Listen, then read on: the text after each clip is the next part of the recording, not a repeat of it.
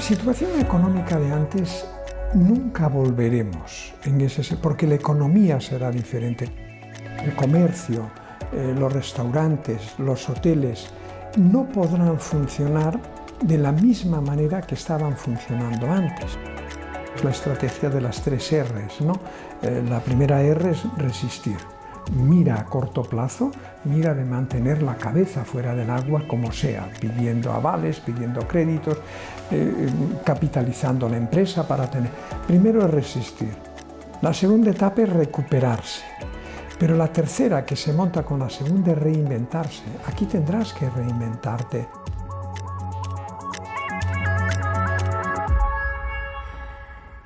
Doncs ja som aquí, 8 del matí, 31 minuts. El professor Anton Costas amb nosaltres. Bon dia. Bon dia. Benvingut. Un plaer. Professor, hi ha una frase que m'agrada molt que vostè cita de l'economista Keynes, aquesta que diu no acostumbra a ocurrir lo inevitable, sucede lo impensable. Sí. Això de la crisi de la Covid era el més impensable que vostè creia que viuria? Aún me dejo sorprender en los próximos años con cosas que ocurrirán, aunque no sé cuáles son, ¿no? Sí, eso de que Dios no nos envíe todo lo que estamos preparados para encajar, ¿no? Exacto, sí.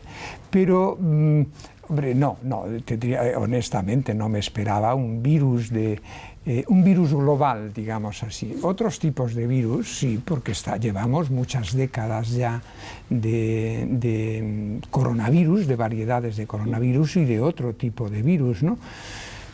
Yo recuerdo, ahora me viene a la cabeza, debía ser allá por el año 84, así, Ernest Lluch, que es una persona a la cual iba a decir he querido mucho, porque fue, entre otras cosas, mi codirector de tesis, ¿no? Él estaba en el Ministerio de Sanidad como ministro y yo lo asesoraba, pero nunca como funcionario del ministerio, sino aparte. Y recuerdo que en aquellos años apareció el virus del SIDA. Sí. Y fue un impacto tremendo, porque era además, recuerdes, Gemma, que en un primer momento creíamos que el virus se contagiaba solo tocándonos, solo estando próximos una persona al otro, ¿no? Y fue un momento también dramático. Y recuerdo que hubo un momento donde Lluch me dice, mira, esto no lo arreglaremos con muchas campañas, no sé qué, pero hay que hacerlas. Dice, porque con los virus, me dijo él, a los virus no se les derrota. A los virus hay que aprender a convivir con ellos. Y de allí salió aquel lema que era sexo seguro. Es decir, la vida tiene que continuar como ahora, pero tiene que continuar de forma segura. ¿Pero de qué manera va a continuar la vida, profesor? Pues yo creo que todos los que nos están escuchando están muy, muy preocupados. Hay motivos viendo para... el cierre de comercios, de bares, de restaurantes. Sí, hay motivos para la preocupación, ¿no? Y especialmente ahora, pues, en el caso nuestro, aquellas personas que son propietarios o viven de establecimientos como bares y restaurantes. Pero...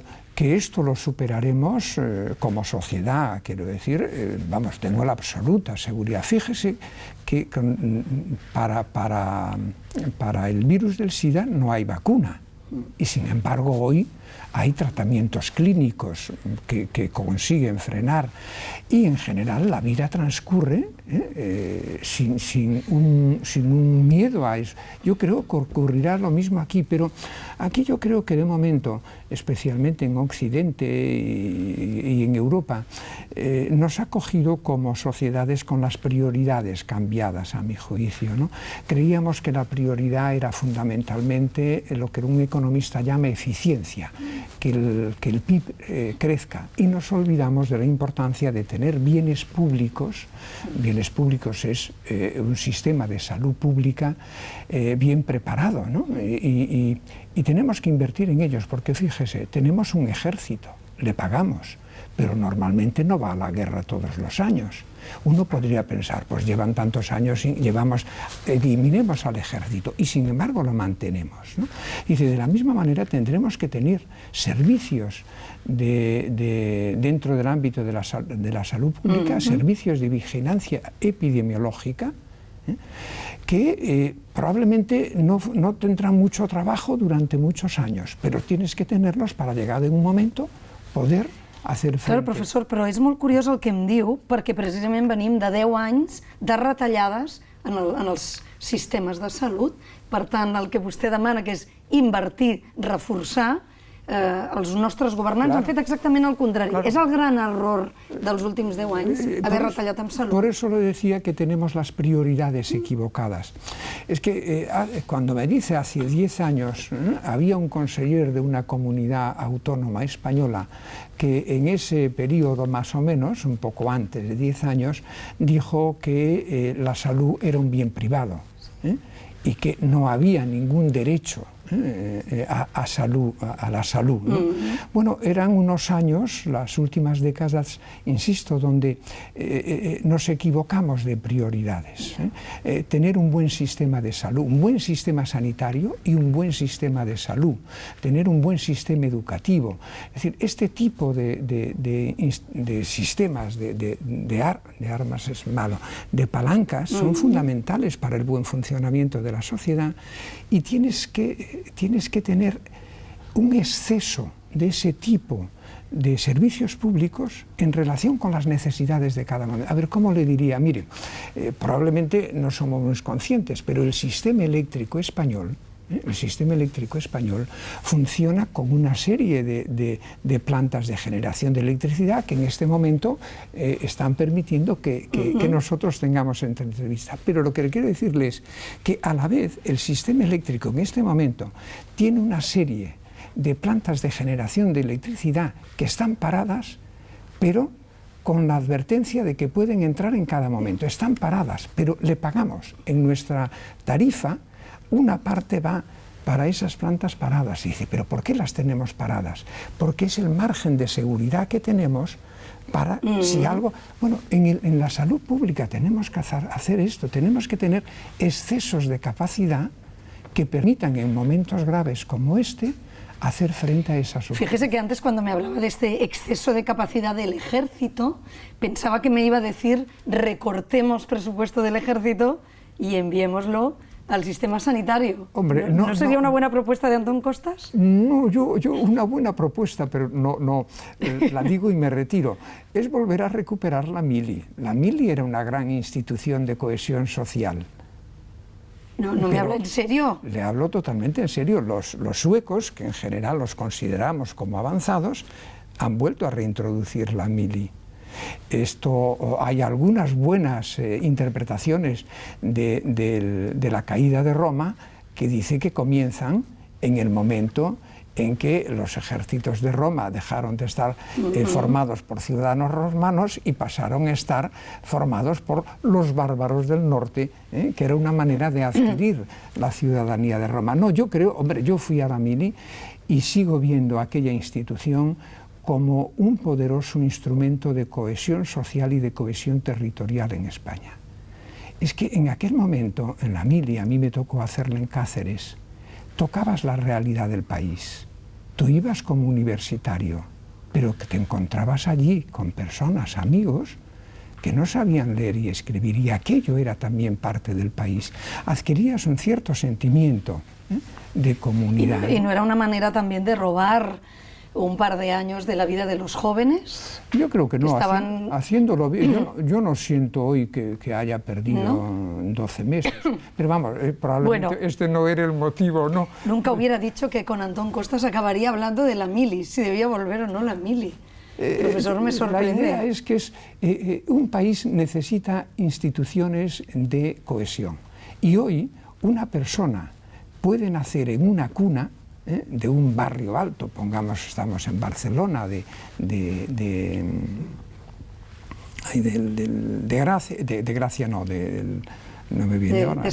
Sarriá, puedes nacer en una cuna de una casa de Sarriá, ir a una guardería privada de la casa de guarda de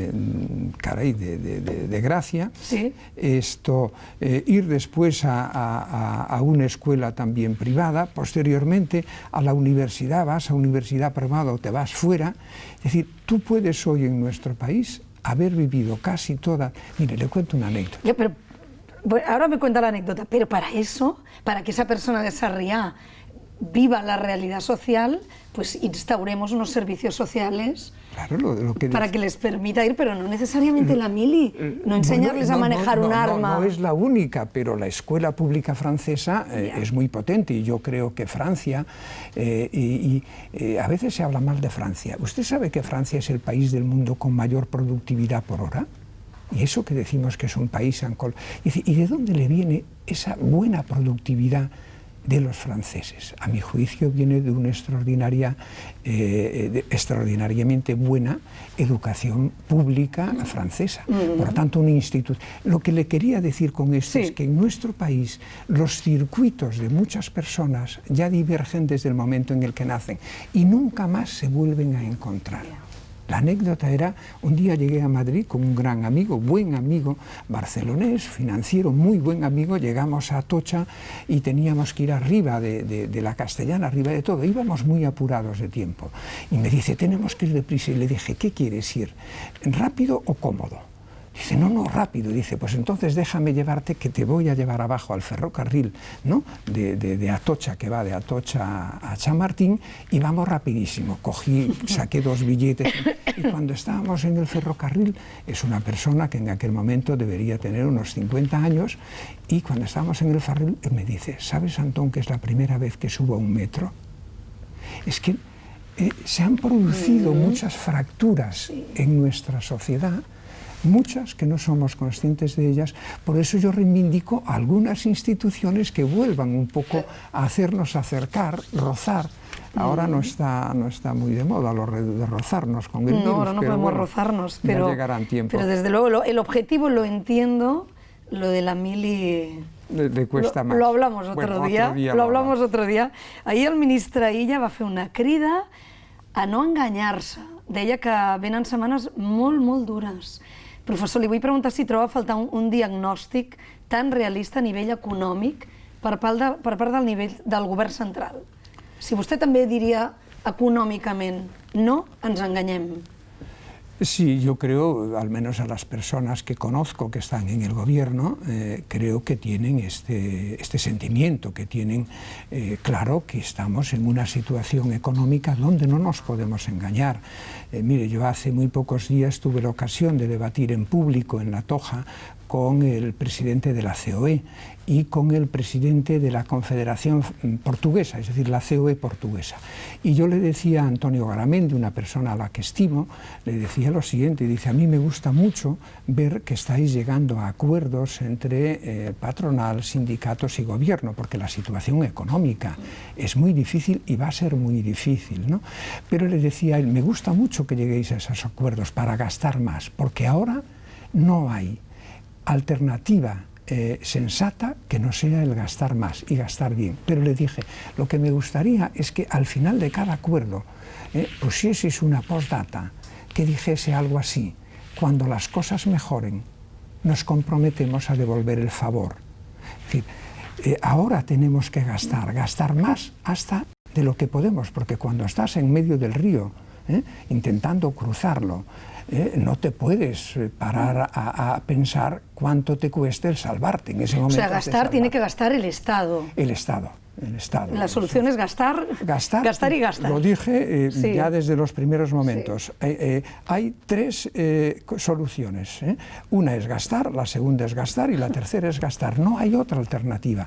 Pero sin embargo tienes también que estar pensando cómo vas a devolver en el futuro aquello que ahora necesariamente has de gastar y que para pagarlo has de endeudarlo. La situación es difícil, pero yo creo que al menos, insisto, a los ministros que conozco del gobierno y al propio presidente son muy conscientes de la situación delicada en términos de tanto de economía ahora y de empleo, como la situación delicada en el momento en que podamos sacar la cabeza y llegar al otro lado de... Profesor, le he oído hablar del símbolo de la raíz cuadrada. Eso en el primer momento. Era en el primer momento, ya no nos sirve, ¿no? No, yo recuerdo una invitación de TV3 en el primer momento de la crisis, donde me hicieron esta pregunta, ¿no? Y les dije algo así como, dice, miren, entramos en una economía pandémica, Una economía pandémica no es habitual en la historia de los países, pero sabemos cuáles son sus rasgos. Y le decía, no, lo que vamos a ver aquí, es lo que yo le decía, en aquel momento le decía, vamos a ver una raíz cuadrada. Una raíz cuadrada que es, llega el virus... Sí, hemos buscado el símbolo de la raíz cuadrada, ¿sí? Llega el virus, bajamos... Bajamos de una manera tremenda, y en el momento en que conseguimos controlar lo que es la difusión comunitaria del virus, en ese momento podremos comenzar a reabrir ciertos sectores. Es la segunda parte de la V. Dice, pero, decía allí, pero tengan en cuenta una cosa, que la recuperación total de la economía no la vamos a poder conseguir hasta que aquellos sectores cuya actividad estaba más cerca de las relaciones sociales desenfadadas, alegres, ¿no? El turismo, el ocio, los restaurantes. Dice, hasta que estas actividades no puedan reabrir de forma segura, la economía va a permanecer entonces en esta raya plana. Esto era mi idea y creo que es lo que está ocurriendo. Pero, profesor, ¿cuándo volveremos a esto que usted dice, ¿no? A relacionarnos, abrir bares, restaurantes, hoteles? ¿Para cuándo? ¿Para cuándo? En el tiempo no lo sé, pero diría dos cosas. Primero, que vayamos con cuidado con este pensamiento mágico que hemos introducido, en que en cuanto llegue la vacuna, ya, volveremos a la vieja normalidad.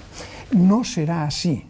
Pero en segundo lugar, decía antes, para el virus del SIDA no se ha descubierto la vacuna y sin embargo hemos recuperado las relaciones de pareja normales, ¿no? Por lo tanto, ahora también, pero insisto, no pensemos que la vacuna es el bálsamo de Ferrabras, ¿no? Que todo lo va a curar. Y en segundo lugar, gastemos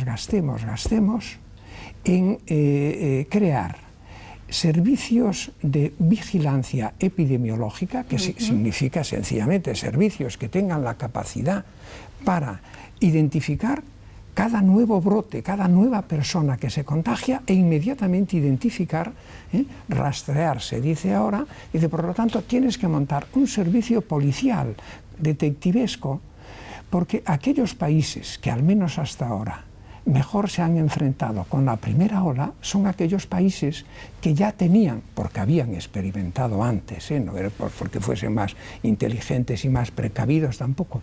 Esto es, a mi juicio, lo esencial. ¿Por qué motivo, Gemma? Porque, mire, tenemos tres palancas. Yo he dicho a veces que para enfrentarte a una economía pandémica tienes que utilizar una estrategia de las tres R's. La primera es resistir, como sea, en medio del río sin que te ahogues, resistir. La segunda R, que no entraré ahora, es la recuperación, sin olvidar que la recuperación de una economía pandémica es asimétrica, es asimétrica. Unos sectores salen y otros no. Y en tercer lugar, la tercera R, es que te tienes que reinventar.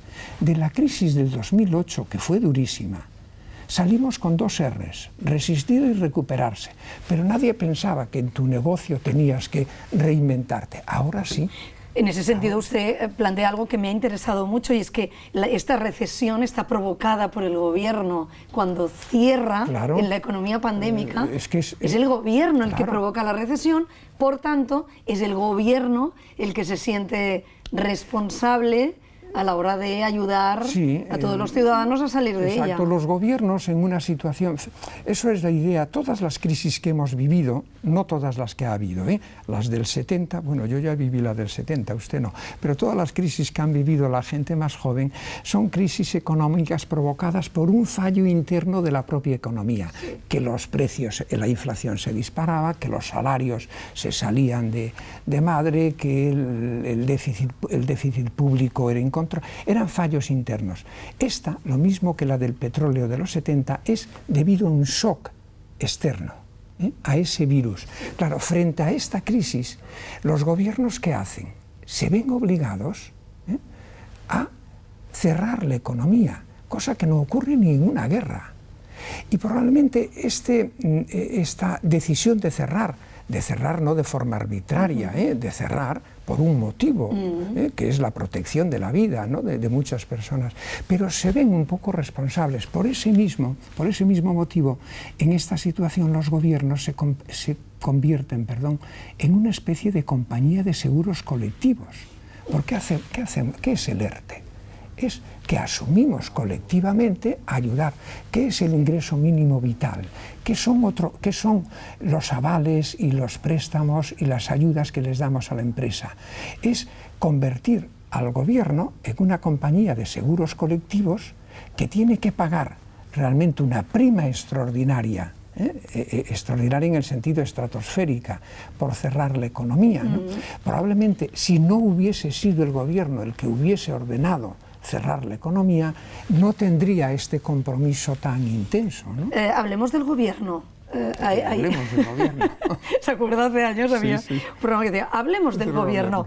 Hombre, no tanto del gobierno, sino de la moción de censura planteada estos días por Vox. Yo me imagino que usted la ha ido siguiendo y le quería preguntar qué opina del discurso de Pablo Casado, el líder de la oposición, ayer. Anticipo lo que he enviado ahora a las 6:30 de la mañana, que es mi columna en el periódico, ¿no?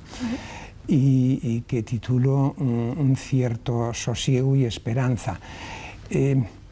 ¿Ha acertado Pablo Casado con el discurso? Eso lo veremos, ahora le diré. Si ha acertado, lo veremos, pero de momento a mí me ha producido un cierto sosiego, una sorpresa, no me lo esperaba, un cierto sosiego y también un cierto aire de esperanza.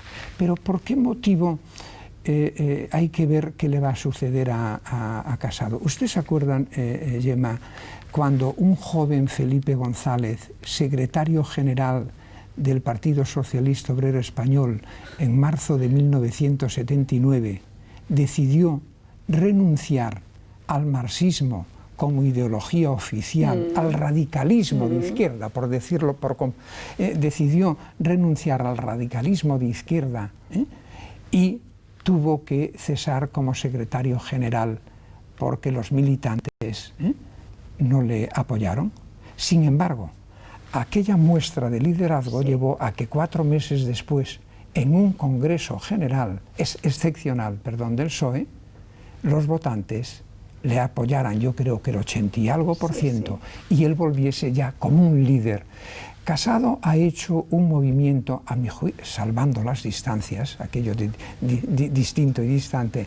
Casado ha hecho ayer, a mi juicio, un ejercicio similar al de González. Ha abandonado el radicalismo de extrema derecha, pero en una circunstancia donde una encuesta de Metroscopia que leí el martes, la encuesta de Metroscopia, preguntaba a votantes de derecha y votantes del PP españoles qué debería votar el PP en la moción de censura. Mire, el 54% de los votantes del PP decían que tenían que votar sí.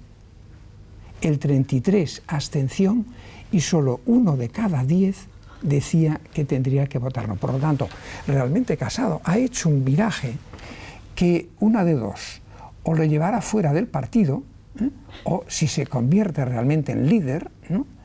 Probablemente tendremos, probablemente es una ilusión mía, pero bueno, me dejo llevar por esta ilusión para ver si vuelve un poco el sosiego, un cierto sosiego a la vida política española. Profesor Antón Costas, casi terminamos. Me quedan un par de cosas y me parece que son muy importantes, siento haberlas dejado por el final. Los fondos europeos. Puede volver otro día. Sí. Los fondos europeos. Mire, ahí profesor, también hay... ¿sabremos gestionar la lluvia de dinero que nos va a llegar? Esa es una gran pregunta, porque mire usted, es una gran pregunta y yo lo estoy diciendo últimamente mucho. Probablemente usted sabe que España solo hemos podido utilizar el 30% de los fondos FEDER. Los fondos FEDER son fondos, entre ellos, dentro de los fondos FEDER hay una partida que es para la garantía del empleo juvenil de los jóvenes españoles. ¿Usted sabe que no la hemos sido capaz de utilizar? Solo hemos sido capaz de utilizar el 30% de los fondos. ¿Pero por qué? ¿Por falta de proyectos? Esto en parte, porque... Claro, porque hay que presentar unos proyectos... Tú tienes que tener un cajón lleno de proyectos bien diseñados, para en el momento oportuno cogerlos y llevarlos allí, ¿no? Pero allí te van a examinar la calidad de esos proyectos. Por lo tanto, tienes que tener proyectos y proyectos buenos para que en el examen te aprueben. Si no, nos va a suceder esta fantasía que tenemos ahora de que los fondos europeos, los nuevos del Next Generation, son como una especie de maná que va a caer del cielo de Bruselas y que lo único que tenemos que hacer es abrir el bolsillo del pantalón y que algunos euritos nos van... Que no es así, que los fondos es un apunte contable que va a permanecer en Bruselas, que nosotros como país, como gobierno, tendremos que llevarle proyectos buenos de acuerdo con las instrucciones que nos vienen, y si ellos consideran que son buenos y están dentro de esas instrucciones, abrirán el cajón y nos irán dando. Dice, pero aquí no vendrán 140.000 millones de subvenciones y cada uno hemos de... ¿Y a mí qué me toca? Es que es una fantasía. Si no somos capaces de construir rápidamente capacidades colectivas, administrativas y gubernamentales para poder presentar proyectos serios a esos fondos, nos quedaremos como con el FEDER, utilizaremos un 30%. Si Trump gana, ¿es una mala noticia para la economía mundial? Si Trump vuelve a ganar... Mire, mi idea es que Trump probablemente no es el mejor presidente para los norteamericanos, pero Trump ha sido el mejor presidente para enfrentarse a China y decirle a China que ya no es un joven al que se le permita ir por su cuenta, que tiene que respetar las normas del comercio internacional. Y en este sentido creo que esa personalidad extraña de Trump ha sido buena en el ámbito internacional. Si hubiese ganado Hillary Clinton, Estados Unidos hubiese tenido una política similar respecto de China, aunque con otras formas. Claro, entiendo que usted todo lo ve desde el punto de vista de la economía. Otra cosa son los derechos... Tengo dos ojos. No, ya lo sé, profesor Costas, pero me ha buscado una virtud, digamos, del mandato de Trump, y le podríamos encontrar cientos de problemas y de defectos. Porque usted mencionó la economía internacional. Tiene razón. Y en ese cuanto a políticas sociales, derechos humanos... La hiperglobalización.